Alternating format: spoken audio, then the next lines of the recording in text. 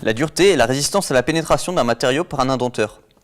Dans le cas de l'essai Vickers, la dureté est caractérisée par le paramètre HV, exprimé en kg par millimètre carré.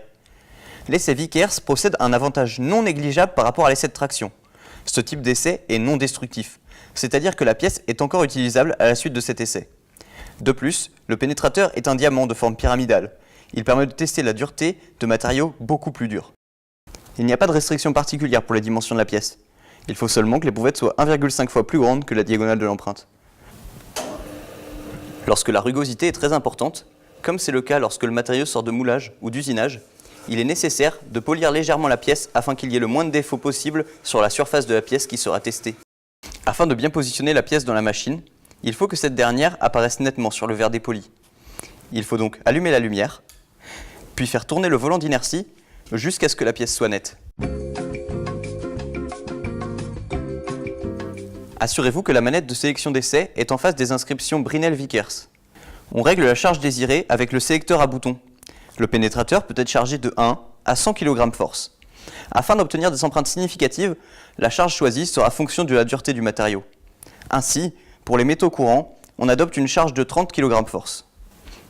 Appliquez la charge en libérant le levier situé à droite de la machine. Le pénétrateur pivote alors en position verticale et pénètre la pièce.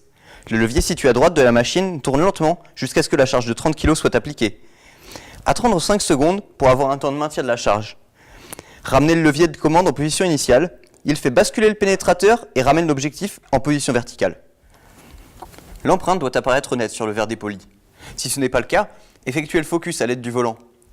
Mesurez l'empreinte laissée par le diamant du pénétrateur Vickers avec la règle située sur le verre dépoli. Cette règle, associée à l'objectif adéquat, permet d'obtenir la taille de l'empreinte en millimètres. La dureté de l'empreinte obtenue s'obtient en mesurant les deux diagonales de l'empreinte et on fait la moyenne des deux mesures.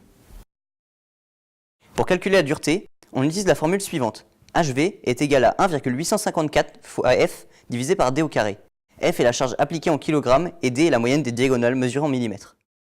Grâce à ce tableau de conversion, on peut également obtenir une approximation de Rm qui est la limite de résistance en traction du matériau. Grâce au calcul, on obtient le résultat suivant, 245. On dit que le matériau a une dureté de 245 HV30, où 245 est la valeur calculée de la dureté